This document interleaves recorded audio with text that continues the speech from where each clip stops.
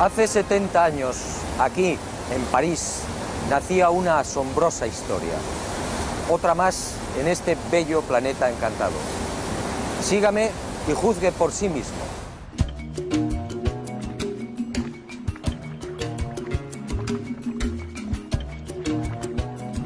Al principio yo tampoco lo creí. Después, al investigar sobre el terreno, todo cambió. El hallazgo de los antropólogos franceses era cierto. Aquí en el corazón de Mali hace mucho tiempo sucedió algo que no tiene explicación racional.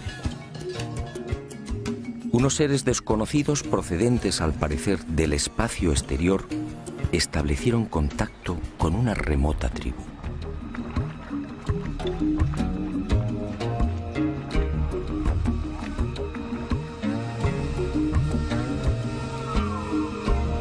En realidad, como decía, la historia nació en París. En 1931, el doctor Marcel Griol, miembro de la Sociedad Africanista, recibió el encargo de investigar una serie de pueblos sudaneses. Y en esa labor, al penetrar en la meseta de Bandiagara, en la región oriental de Mali, el antropólogo francés recibiría la sorpresa de su vida.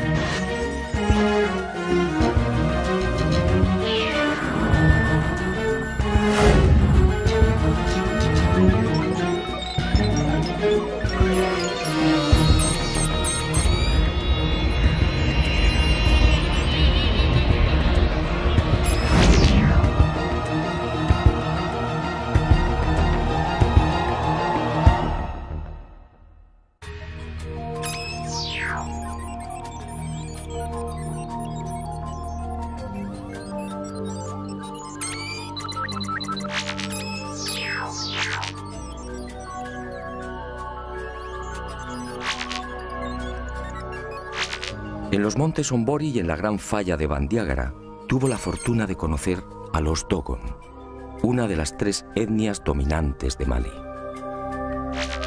Allí, Griol fue informado de una historia oficialmente imposible. El pueblo Dogon le hizo partícipe de su mayor y más íntimo secreto.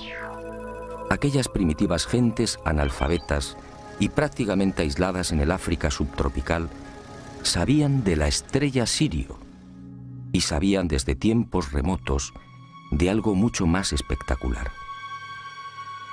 Conocían a la compañera de Sirio, lo que hoy llamamos Sirio B, y le proporcionaron detalles sobre órbitas, densidades y características de las mismas. Griol, fascinado, se hizo la gran pregunta: si los Dogon carecían de telescopios e instrumentos ópticos, ¿cómo podían saber de la existencia de Sirio B, una estrella invisible a los ojos humanos?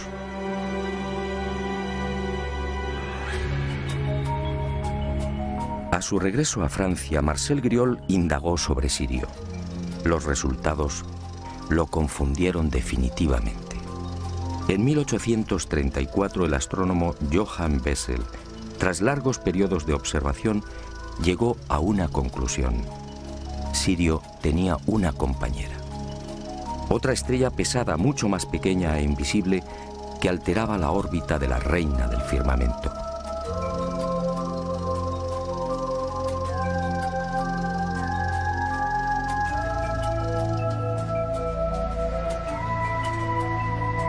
En 1862, el norteamericano Alvan Clark consiguió distinguir un débil punto luminoso allí donde había señalado Bessel y confirmó la existencia de un segundo astro, Sirio B.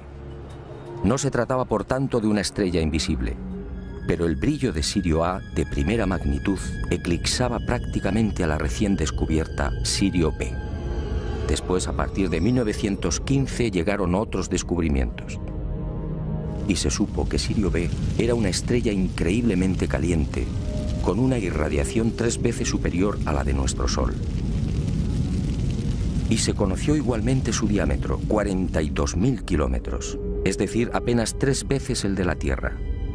Se calculó su órbita, unos 50 años para dar una vuelta completa alrededor de Sirio A. Pero lo más espectacular fue su densidad. Sirio B dispone de tal fuerza de gravedad que 1 metro cúbico de materia pesa 71.000 toneladas. Si un ser humano pudiera vivir en ella, su estatura no alcanzaría 1 centímetro. Todo un hermoso ejemplar de lo que en astronomía se denomina enana blanca.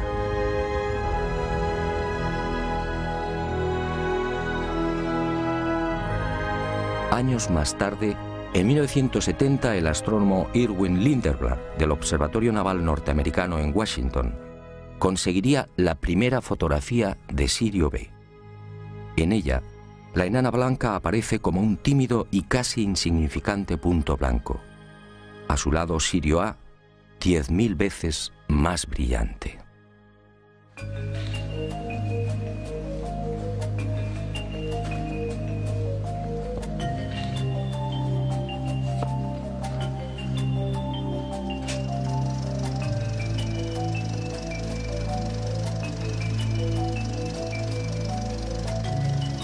No había duda. En 1931, cuando Griol supo por primera vez de la increíble cosmogonía Dogon, Sirio B ni siquiera había sido fotografiada. Era imposible que aquella etnia africana pudiera estar al corriente de los hallazgos astronómicos de los siglos XIX y XX.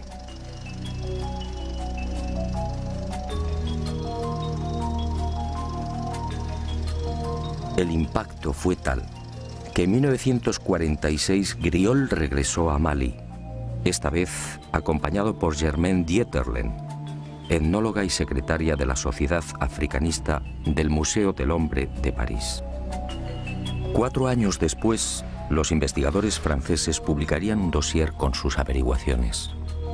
Aquel artículo, publicado en 1951 bajo el título Un sistema siriano en Sudán, pasó casi desapercibido. 21 años más tarde, en 1972, el destino puso en mis manos los trabajos de los antropólogos galos, y yo también quedé desconcertado y fascinado. Era preciso investigar de nuevo. Era preciso viajar a Mali.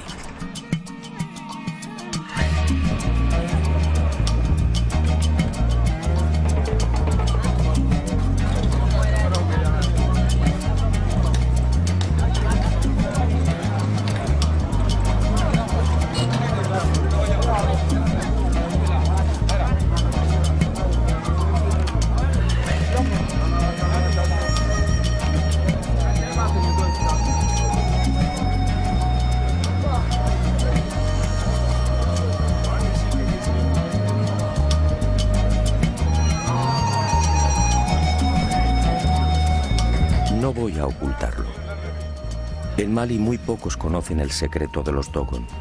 Al principio, nada más pisar la bulliciosa Bamako e iniciar las pesquisas, me sentí decepcionado. Después comprendí.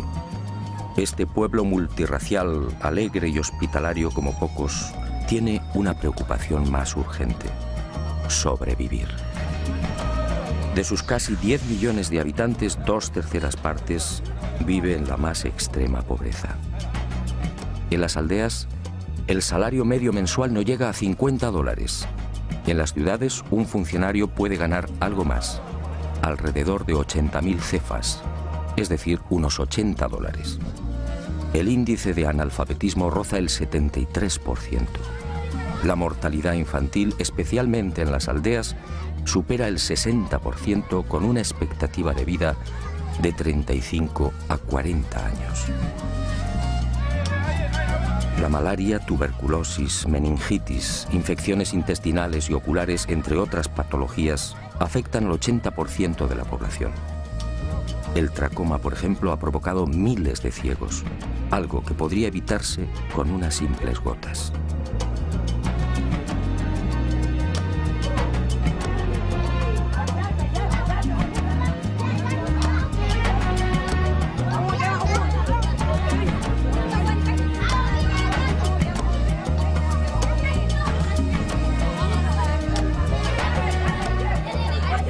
Pero Mali confía en Alá y en el potencial de su juventud. El 60% de la población tiene menos de 20 años.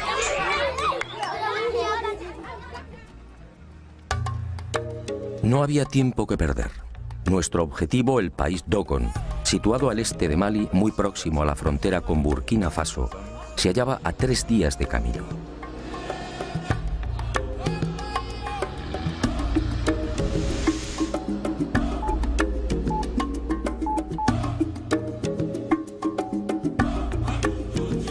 La temporada de lluvias tocaba a su fin, pero no debíamos confiarnos.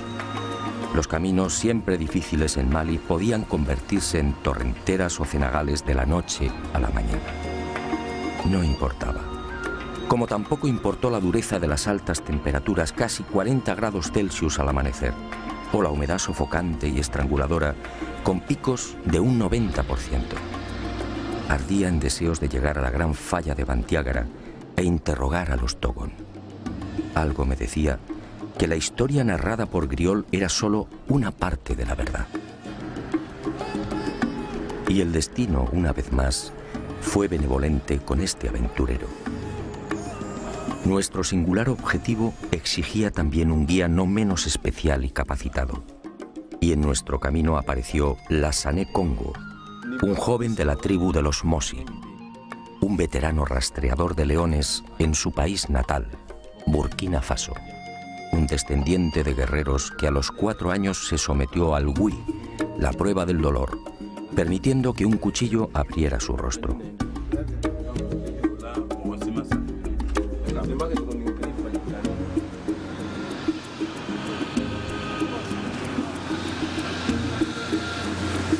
En las cercanías de las pequeñas aldeas de Bane, Bla y San, Congo quiso mostrarnos algo que forma parte del paisaje de la gran sabana maliense: los termiteros. Espectaculares hormigueros de hasta 4 metros de altura y 7 de perímetro, levantados en 1 o 2 años por millones de enormes hormigas de 1 centímetro. Hormigas especialmente feroces, de cabeza roja, que deben ser decapitadas si hacen presa. Termiteros en los que todavía hoy son abandonados los bebés que han tenido la mala fortuna de nacer albinos. Termiteros que las etnias de Mali asocian a la ablación o mutilación del clítoris. Para ellos, desde la más remota antigüedad, la presencia del clítoris solo conduce al nacimiento de niños deformes. Más adelante, al hablar con los Dogon, aclaramos el porqué de esta superstición.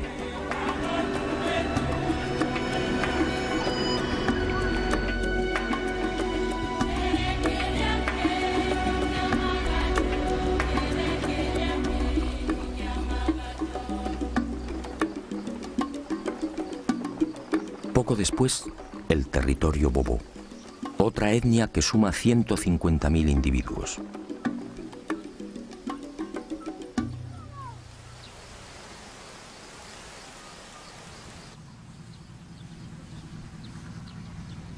Los grandes especialistas en la cría de perros. Un pueblo caníbal que sigue practicando el ritual de comer carne humana.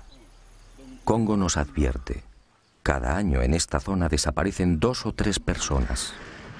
Todo el mundo sabe cuál es su destino. Madou Dembélé es el patriarca de Mbé-Dougou, un mísero puñado de chozas de barro y paja. Aquí, como en el resto de las aldeas de Mali, no existe agua corriente, teléfono o luz eléctrica. Dembélé tiene 4 mujeres, el máximo permitido por el Corán. Algunas no alcanzan los 20 años. En Mali el 95% de las mujeres están casadas. Entre los hombres, en cambio, ese porcentaje no llega al 67%. La desproporción se debe a la poligamia.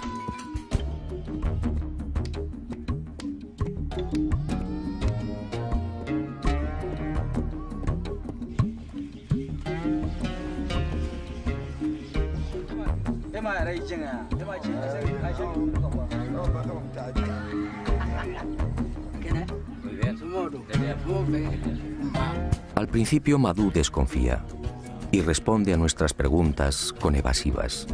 Somos blancos, es decir, diablos. Mañana, según él, podemos regresar con soldados y aniquilarlos.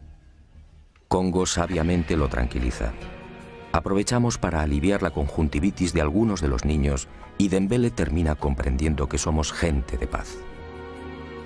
Nos muestra la aldea y se despide con una frase sagrada para los Bobo. Alá ki bombosi yanga ki kusingiye. Que Dios permita que te crezca la barba.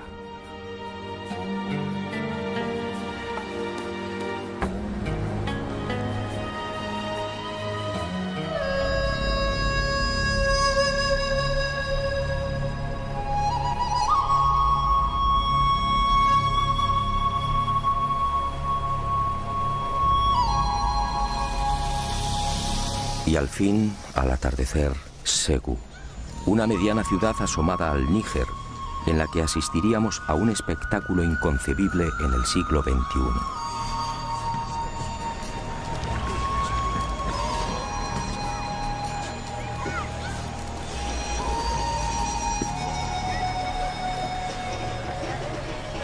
Cuando Congo me explicó sinceramente, no le creí. ¿Esclavos en el siglo XXI? Así era. Allí en las afueras de Ségou malviven los Bela, los últimos esclavos del planeta. Mejor dicho, esclavos recién liberados por sus dueños y señores, los tuaregs. Otros muchos, alrededor de 300.000, permanecen en la esclavitud en las zonas desérticas de Mali, en Níger y en el sur de Libia y Argelia. Son los parias de los parias, los apestados. No reciben dinero, solo la comida y el honor de servir a los señores del desierto.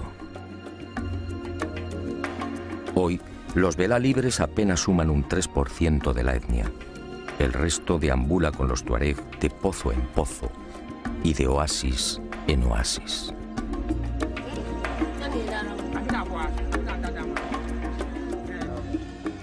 Al dejar atrás Ségou, no pude evitar un profundo sentimiento de tristeza. Aquella era la cruda realidad de Mali, una realidad ignorada por el mundo.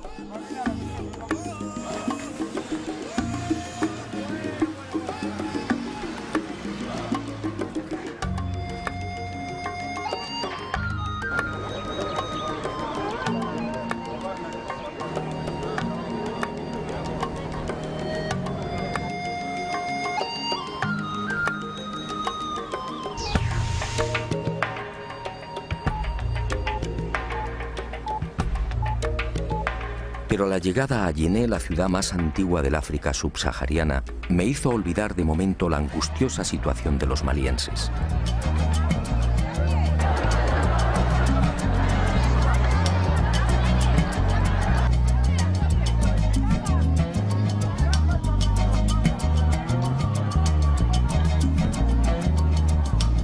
Yené, 2200 años de historia. El punto de reunión por excelencia de la mayor parte de las etnias de Mali. Aquí cada lunes, en el gran mercado se concentran miles de bambara, bobos, boyas, songais, yermas, dogon, peuls, malinquens, mandingas y un interminable etcétera. Aquí comercian y se relacionan, aquí se pactan matrimonios, aquí bajo un viento abrasador se pasean tuaregs con su séquito de esclavos. Aquí los maridos permiten que sus mujeres exhiban el oro que los acredita como hombres ricos. Aquí, solo las mujeres que se saben bellas pueden lucir un anillo de oro en la nariz. Aquí se hablan 50 dialectos. Aquí, en la ciudad que sirvió de inspiración a Julio Verne para su obra 5 semanas en globo, se alza la más famosa mezquita de la nación. Una construcción levantada en su totalidad con barro de la sabana, enriquecido con estiércol de vaca, paja, espinas de pescado y agua del Bani, afluente del Níger. Un monumento ocre y severo que debe ser remodelado cada año al concluir las lluvias.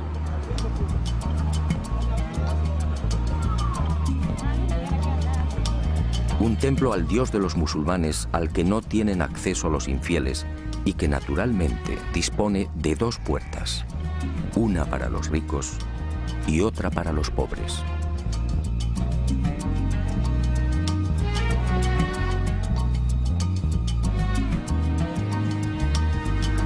Yené, una ciudad en la que los maestros coránicos enseñan a los niños en plena calle, suras sagradas en la mano derecha y una fusta en la izquierda. Yené, un arco iris humano, toda la grandeza y oscuridad de Mali en la palma de la mano.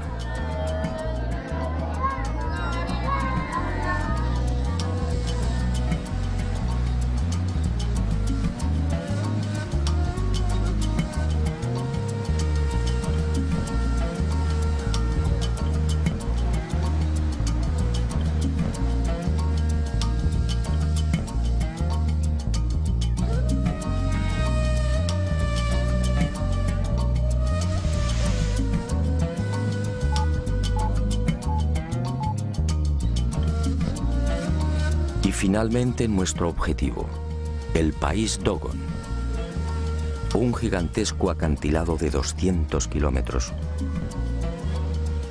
una falla de 300 a 600 metros de altura que corre paralela al Níger, un caos rocoso prácticamente incultivable en el que habitan 450.000 Dogon, una pared abrupta, sembrada de desprendimientos y rodeada por los peuls, los ganaderos nómadas, los agricultores Mosi y Bobo y los Poso, los viejos pescadores.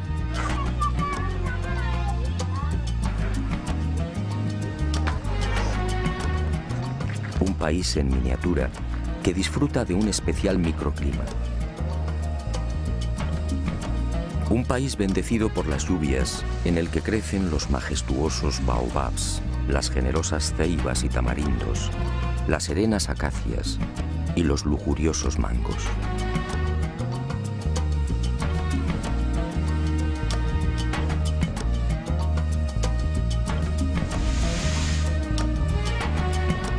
¿Por dónde empezar?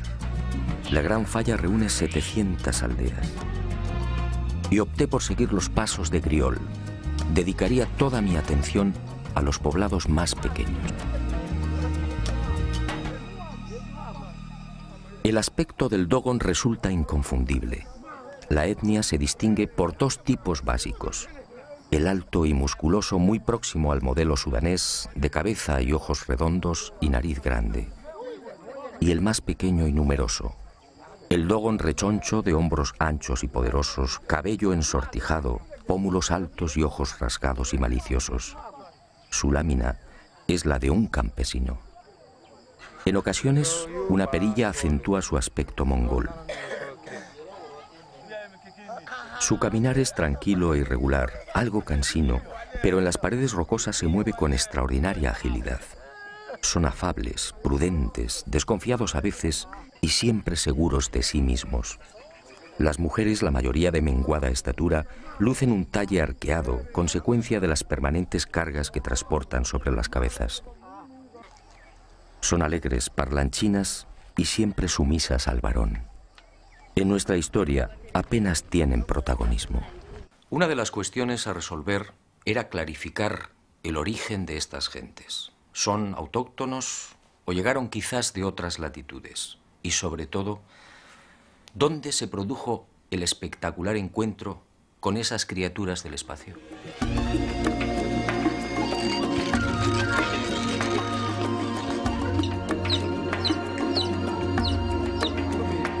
Historiadores y antropólogos no terminan de coincidir. Ni siquiera ellos, los Dogon, lo saben con certeza. La hipótesis más factible apunta hacia el antiguo reino de Ghana. Allí, hacia el año 1040, la invasión de los almorávides debió propiciar el éxodo de numerosas etnias animistas que no deseaban convertirse al Islam. Y los Dogon fue uno de los pueblos que terminó huyendo hacia el este. La huida debió registrarse entre los siglos XI y XII. En las antiguas leyendas Dogon se menciona siempre un enemigo a caballo que los expulsó de las tierras occidentales. Esto, en principio, fijaba el lugar y la posible fecha del encuentro con los seres del espacio en territorio de Mali y no más allá de los referidos siglos XI o XII. Lo que sí aparece con nitidez en la tradición Dogon, corroborado por las excavaciones e investigaciones arqueológicas, es que al llegar a la Gran Falla, los fugitivos encontraron el lugar habitado por otro pueblo, los Telem, unos pigmeos que se adornaban con pinturas rojas. Los Telem vivían en unas casas singulares construidas en las cornisas de los acantilados. Para acceder a ellas se servían de cuerdas que colgaban desde lo alto de la falla y que descendían a su vez hasta la sabana. Los Dogon terminaron expulsándolos y utilizaron las casas colgantes como tumbas y graneros.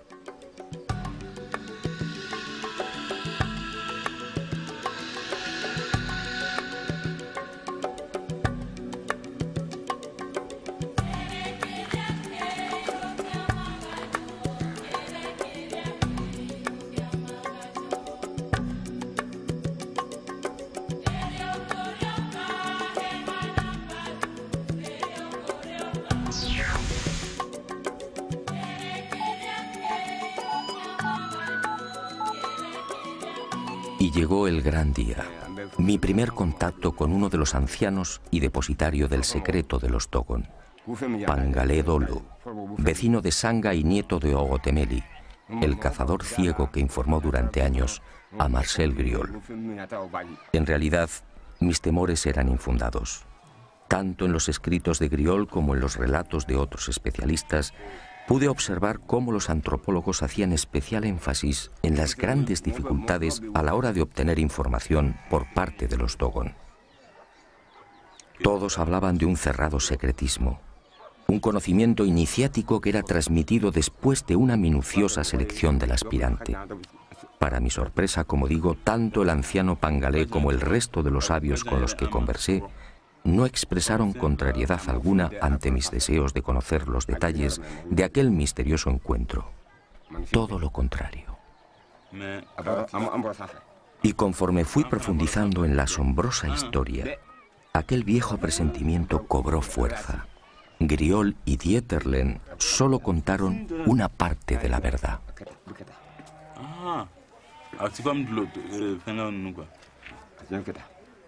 Que hace nos convía así. No es como los que eran convertidos. He aquí el relato de primera mano y en exclusiva del misterioso encuentro del pueblo Dogon con los seres procedentes del sistema de Sirio. Un relato apasionante que he intentado ordenar y que fue obtenido en largas conversaciones en una treintena de aldeas.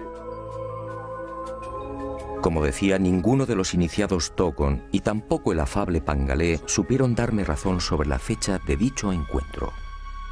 Ocurrió, eso sí, no muy lejos de la falla. La mayoría de mis informadores señaló el lago Debo, al noroeste de Bandiagra, como el lugar más probable. Al principio y a plena luz del día apareció una estrella. Pangalé la llama Ie Pelutolo, la estrella de la 10ª luna.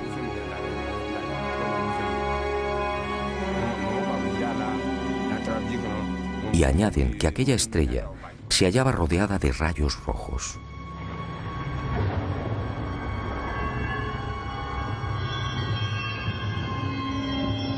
Y de aquella singular estrella vieron surgir un objeto circular gigantesco que giraba sobre sí mismo. Pero al llegar al suelo cambió de forma y se transformó en una especie de cesta con una base cuadrada y una abertura circular en lo alto. El arca, al posarse en la tierra del zorro, levantó una gran polvareda. Y los animales huyeron, y también los seres humanos.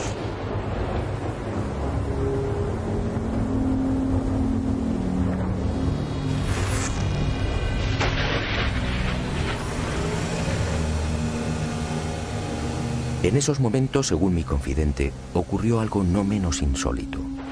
Junto al arca, nadie sabe cómo, apareció un extraño animal. Sujetó el arca con cuerdas y la fue arrastrando hasta una hondonada. Después, las lluvias llenaron la depresión y el arca flotó como una enorme piragua. Y el caballo de metal desapareció entre las aguas. Después de 30 años en la investigación del fenómeno ovni, el testimonio de Pangalé resulta fácil de interpretar. Aquel pueblo hace 1000 años fue testigo de la aparición a plena luz del día de una nave que permaneció inmóvil sobre el lugar, lo que hoy llamamos nave nodriza o portadora. Así lo contaron y así lo dibujaron. Y de esa estrella de la 10ª luna surgió otro vehículo, algo muy común en los avistamientos ovni. En su primitivo y parco lenguaje, los Dogon identificaron un robot con un cuadrúpedo o caballo de metal. ¿Qué otra cosa podían pensar?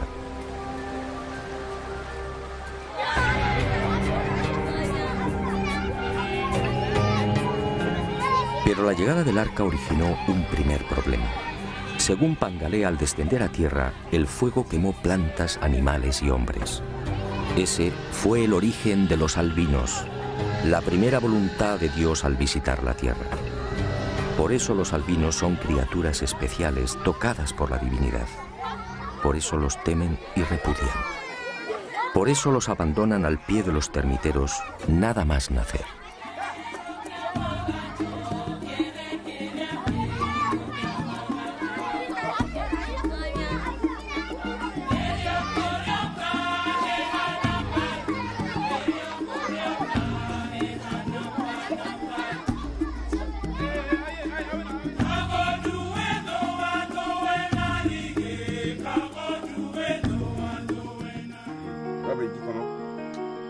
Pero sigamos con el relato. Un relato que obviamente se vio limitado por la carencia de palabras y conceptos. Aunque resulte increíble, hoy los Dogon no tienen conciencia de la llamada carrera espacial. No saben qué es un robot y mucho menos una nave no humana. Pangalé entonces explicó que según sus antepasados, del arca salieron los dioses. En total, 8. Aunque algunas versiones hablan de 8 parejas. Eran en realidad hombres peces. La cabeza y el tronco parecidos a los del hombre y el resto de cintura hacia abajo similar a la cola de un gran pez. Tenían 40 dientes, todos puntiagudos. Carecían de orejas y para escuchar colocaban sus manos palmeadas en forma de bocina sobre unos minúsculos orificios laterales. Los ojos eran rojos y en el cuello lucían arrugas similares a un collar. Solo disponían de 3 dedos y los dioses vivían en el agua. Desde entonces estos seres recibieron el nombre de Onomo o el gnomo del estanque. Pero por miedo y respeto los Dogon decidieron no pronunciar ese nombre y los designaron como Di-Tiji, dueño o señor del agua. Insistí una y otra vez en el aspecto físico de los gnomos y Pangalé, paciente y firme, replicó siempre con las mismas palabras. Hombres peces. Allí, allí,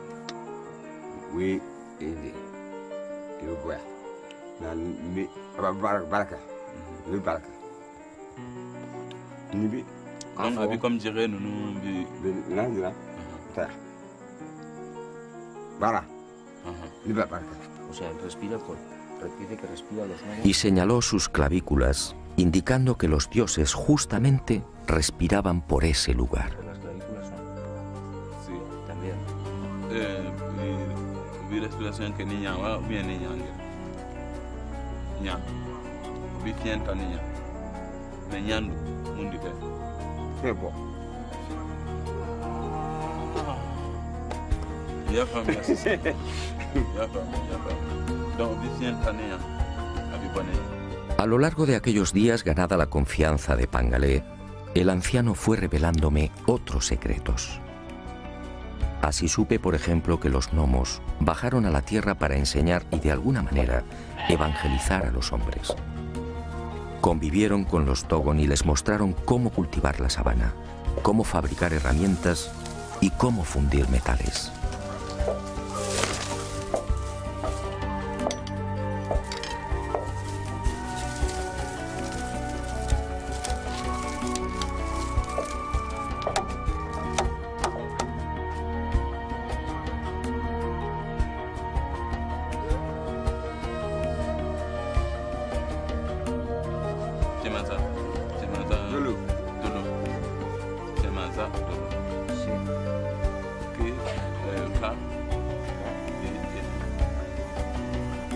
Pero no todo fue una bendición. Según Pangalé y el resto de mis informadores, aquellos seres capturaban a los humanos y los mataban. Y lo hacían de una forma muy peculiar. Introducían una lengua bífida por la nariz de la víctima, extrayéndole la sangre. El pánico de los Dogon llegó a tal punto que al ver descender las arcas se escondían en bosques y aldeas, no acercándose jamás a ríos o lagos. Extracción de sangre. Aquello me recordó otros sucesos similares acaecidos en nuestros días, pero con animales. Griol, en efecto, no había contado toda la verdad. Y Pangalé reveló algo que me dejó perplejo. Los gnomos continuaban bajando a la tierra. Los había visto hacía 3 lluvias. Tenían un cabello largo hasta la cintura y la mitad inferior como la cola de un pez. Se movían sin dificultad, sin tocar el suelo. Otros Dogon en otras aldeas me facilitaron idénticos testimonios.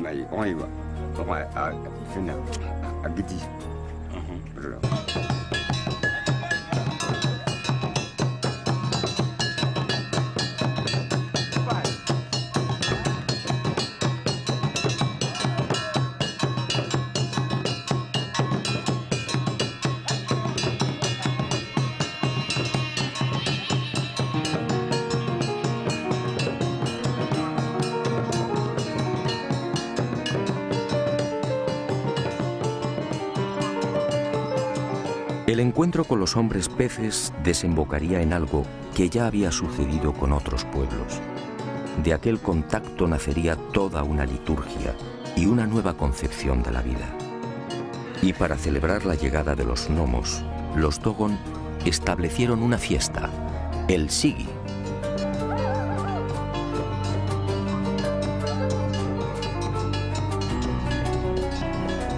Un ritual en el que se baila frenéticamente durante 3 o 5 días, en el que se bebe cerveza de mijo y en el que se exhiben hasta 28 tipos de máscaras, todas ellas alusivas a los dioses.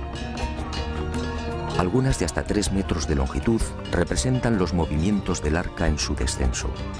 Otras, como la Kanaga, encierran diferentes interpretaciones según las tribus.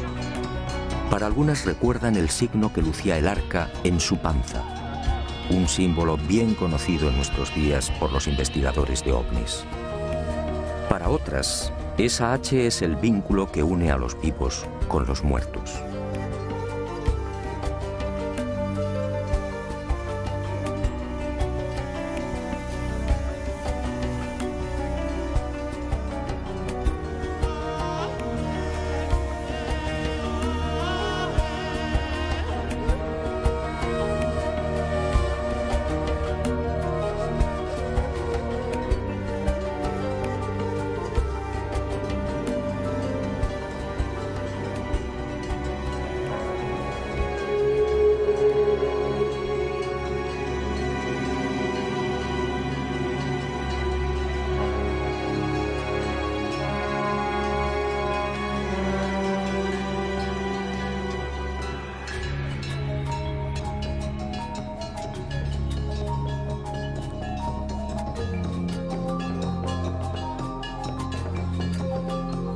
El Sigi se celebra cada 60 años y, según Pangalé y otros sabios Dogon, viene a recordar también el tiempo que precisa Sirio B para trazar una órbita en torno a Sirio A. Una enseñanza recibida igualmente de los gnomos. Y en las secretas tradiciones Dogon se habla también de una tercera estrella que gira igualmente en torno a Sirio A. La llaman Emmeya, el sol de las mujeres. Lo increíble es que Emmeya, o Sirio C, fue descubierta por los astrónomos en 1995.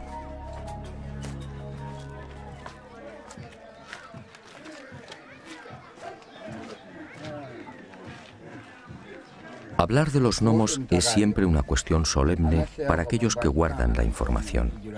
Por eso, La mayor parte de nuestras conversaciones tuvo lugar en la Toguna, la casa de la palabra, una especie de templo en el que se reúnen los hombres, solo los hombres, para dialogar y tomar decisiones. Una suerte de sala de conferencias inspirada también en aquel remoto encuentro con los hombres peces. 8 son sus pilares en recuerdo de los 8 gnomos que descendieron por primera vez. Y 8 deben ser las capas de mijo que forman la techumbre. Una techumbre levantada a 1 metro del suelo. Esta, al parecer, fue la indicación de los seres de Sirio.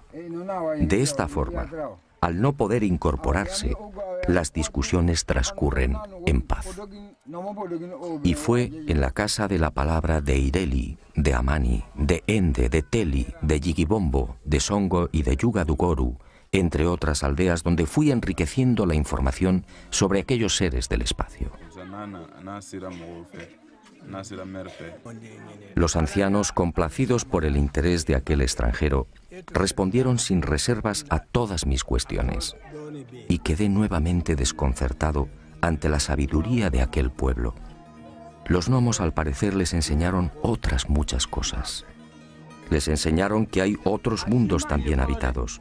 Nosotros, por ejemplo, nos hallamos en la 4ª tierra. En la 3ª viven los hombres con cuernos. En la 5ª, los hombres con cola. En la 6ª tierra, los hombres alados. Los Dogon conocen la estructura en espiral de la Vía Láctea y hablan de 1000 millones de sistemas solares semejantes al nuestro. Conocen los 4 satélites interiores de Júpiter. Me hablaron de Saturno y de sus anillos. Dicen que Venus al principio era rojo. Describen a la perfección los movimientos de rotación y traslación de la Tierra. Los gnomos les enseñaron que la Tierra necesita 12 meses para completar esa órbita. Y de ahí tomaron su calendario. Saben que el Sol se consume y que la Luna es un cuerpo muerto. Y desde hace 1000 años tienen conocimiento del aparato circulatorio humano. ¿Cómo podía ser? La circulación de la sangre fue descrita por Miguel Servet en 1546.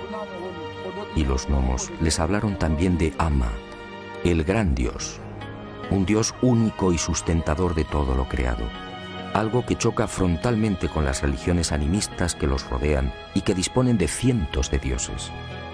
Un Dios que la compleja liturgia Dogon convierte en responsable de la ablación del clítoris.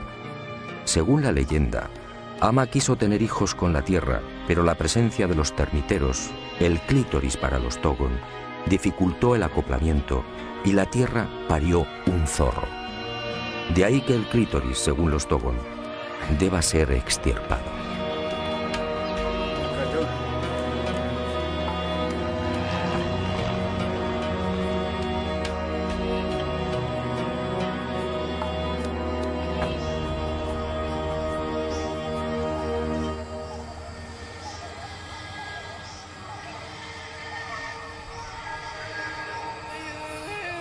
Tras 2 horas de dura ascensión alcanzamos la cumbre del Sinaí Dogon.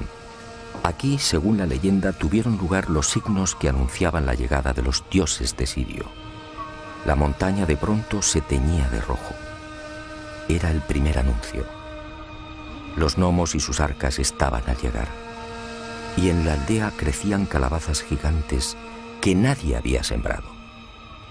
Y aquí, según la tradición, se registró la primera muerte de un gnomo. No se sabe con certeza cómo ocurrió, aunque los Dogon aseguran que aquel gnomo fue crucificado y al poco resucitó. Y regresará, dicen, para salvar al mundo. Tal y como sucediera en el resto de las aldeas, los Dogon no terminaban de comprender cómo aquel extranjero había logrado estos dibujos del arca y de los dioses. Discutieron entre ellos. Me observaron con curiosidad y también con cierto temor. Finalmente, tras reconocer que en efecto se trataba de los gnomos, sentenciaron: Tú solo puedes ser un misionero de los dioses. Solo ellos pueden haberte dado sus retratos. Esta ingenua creencia, no lo niego, me benefició. y sus corazones se abrieron un poco más. Y supe que los gnomos al salir del agua tenían el poder de transformarse. Dejaban de ser hombres peces y aparecían como humanos, pero muy hermosos. Fue así como lograron mezclarse con los Dogon. Fue así como los adoctrinaron y fue así como bebieron la sangre de las víctimas. Según estos ancianos, el número de asesinatos se contó por cientos. Siempre bajaban con las lluvias. Siempre por el arco iris.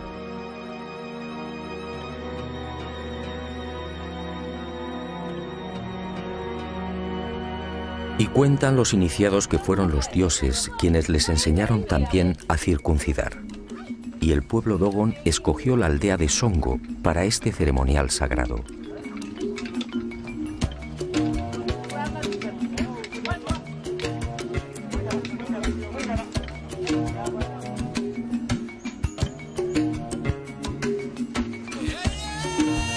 Al pie de estas 1100 pinturas, cada 3 años, grupos de niños de entre 10 y 12 años sufren el corte del prepucio a manos del herrero de la localidad.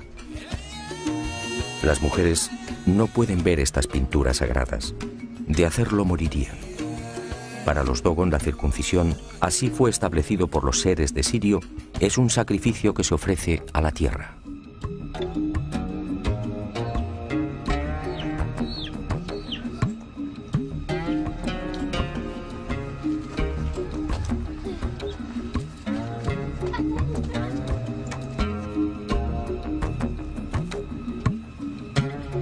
Nuestra visita al país Dogon no podía concluir sin una conversación con el hombre santo por excelencia, el Ogón, una mezcla de hechicero, médico y guía espiritual.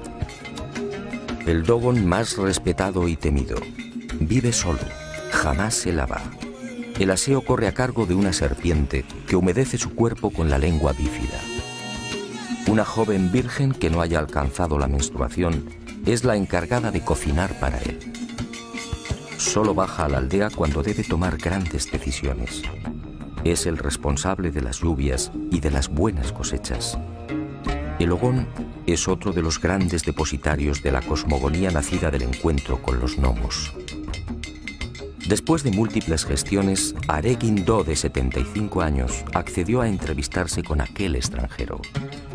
Los rumores sobre el extraño misionero de los dioses que portaba imágenes del arca y de los gnomos no tardaron en propagarse por las aldeas, llegando también a oídos del Ogón de Ende.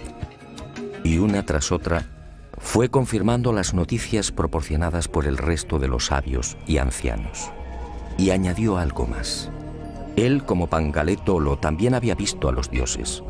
Fue antes de las últimas lluvias y en un lago próximo a la aldea de Soningue.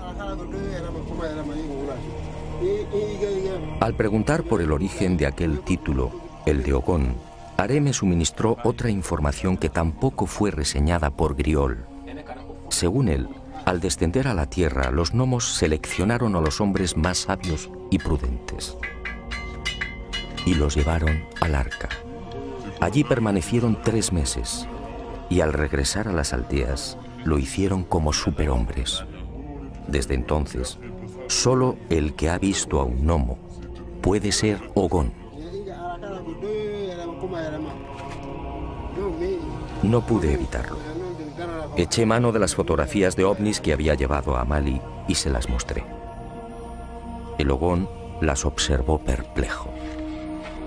Sus palabras fueron rotundas. Estas son las arcas de los dioses. Si tú las tienes, es porque tú eres un Ogón.